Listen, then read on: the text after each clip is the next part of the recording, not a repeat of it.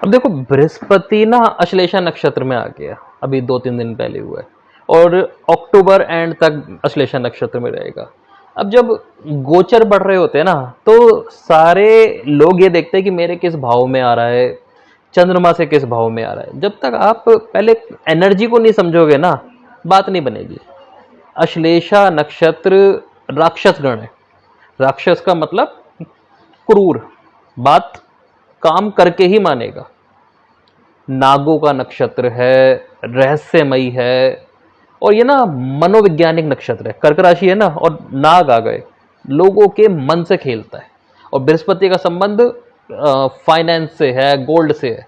आपने देखा ना, गोल्ड बढ़ गया, अमेरिकन ट्रेजरी की न्यूज आई और उसके बाद गोल्ड बढ़ना शुरू हो गया।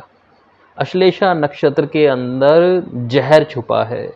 इसमें इसकी जो प्लानिंग्स है ना, जो योजनाएं हैं, इतनी सीक्रेटिव है कि ना इजीली दिखाई नहीं देंगी। मतलब जो पब्लिक को लग रहा है ना कुछ हो रहा है, आपको कुछ होगा, पॉजिटिव होगा, नेगेटिव होगा, समझ ही नहीं आएगी। अब गुरु को जोड़ दो इसमें। गुरु ज्ञान, धर्म, आपके सलाहकार, कानून, सबसे बड़ी बात है कानून। और कानून में क्या आ गया? विष आ गया। अब गुरु जब अश्लेषा में आ रहा है ना, तो जो सीक्रेट नॉलेजेस होती है ना, तंत्र मंत्र हैं, साधनाएं हैं, इनमें खूब तरक्की होती है। और जो लोग इन प्रैक्टिस में है ना, उनके लिए तो समझ लो एक बहुत अच्छा पोर्टल खुल गया कि और ज्यादा साधनाएं कर सकते हैं। लेकिन फिर भी मार्केट में ज्ञान और धर्म के जो ठेकेदार हैं, ऐसे टाइम पर ना उनकी नीयत खुल के आ जाती है। मतलब हम सीधा सीधा कह सकते हैं, ऐसे टाइम पर किसी सलाहकार के भरोसे पैसे लगाना,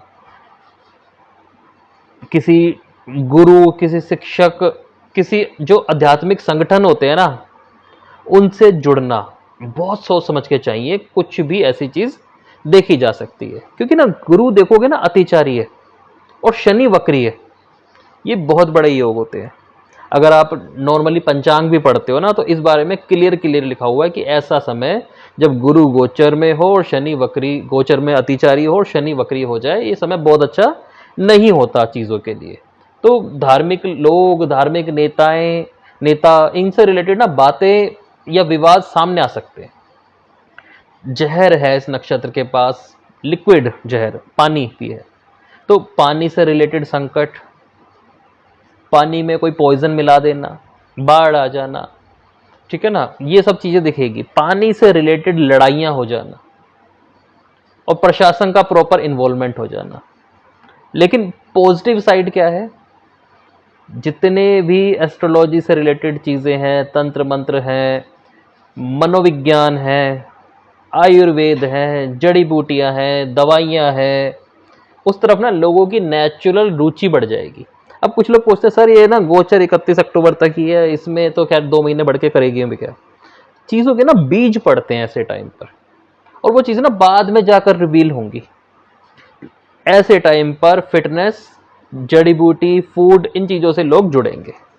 इसलिए ना सही गुरु, और अगर आपका पर्पस बिल्कुल फोकस्ड है, तो ये टाइम ना बहुत अच्छा जाएगा। मतलब व्यक्ति अध्ययन शक्ति को अपनी बढ़ा ले, अपने अंदर अगर उसके जेलसी पैदा हो रही है किसी व्यक्ति को लेके, किसी इंस्टीट्यूट को लेके, तो उसको छुपा दे। क्योंकि ना नाग की एनर्जी बहुत सारा आपको संपदा देती है, गुप्त ज्ञान देती है, जमीन के अंदर की आपको जो संपत्ति होती है वो आपको देती है। और आपको लग रहा है ना कि आप ना कोई ऑनलाइन कोर्स करेंगे, सीधा एक बैच स्टार्ट कर देंगे, चीज़ें काम से कट जाएंगी, उल्टा पड़ेगा। मतलब ऐसे टाइम पर ना उल्टे सीधे काम करना फ़ायदा नहीं देता। डॉक्यूमेंट्स को पढ़ें, रूल्स को समझें, सामने वाले की नीयत को देखें, और सामने ना जो व्यक्ति जैसी भाषा का यूज़ कर रहा है ना, उसको ढंग से समझे। प्रभावित होने की ज़रूरत नहीं है, क्योंकि ना ऐसे टाइम पर मीठी बात करने वाले बहुत लोग बढ़ जाएंगे, और वो ना मतलब विश्वासघात करे बिना मानेंगे नहीं। तो जब गुरु और अश्लेषा को ढंग से समझ गए ना, अब उठ के देखो कि आपकी कुंडली में 4 नंबर राशि कहाँ है, वहां पर आप उस एनर्जी को जोड़ने की कोशिश करो, आपको समझ में आ जाएगा। मान लीजिए 4 नंबर राशि किसी के दूसरे भाव में है, तो लोग पैसों से रिलेटेड आपको सपने दिखाएंगे ना, ऐसे दिखाएंगे कि आप तो हमारे परिवार का हिस्सा हो। पहले भाव में ही लोग ये दिखाएंगे कि हम आपकी पर्सनैलिटी को ग्रूम कर देंगे, अरे आप यहाँ क्या कर रहे हो, आप तो बहुत बड़ी चीज हो। तो जहां भी गुरु निकल रहा है आपके चार्ट से, कर्क राशि जहां भी है, आपको अपने आप ही चीजें समझ में आने लग जाएगी। लेकिन आप जब तक कॉस्मिक पोर्टल को नहीं समझते ना, तो अपने चार्ट से भी फिर बेईमानी करते हो। जब तक आपको समझ में नहीं आ रहा ना कि अभी एनवायरनमेंट इस टाइप का है, अभी समझदारी दिखा के कोई फायदा नहीं है, तो अपने आप ही काफी चीजें क्लियर होने लगती हैं।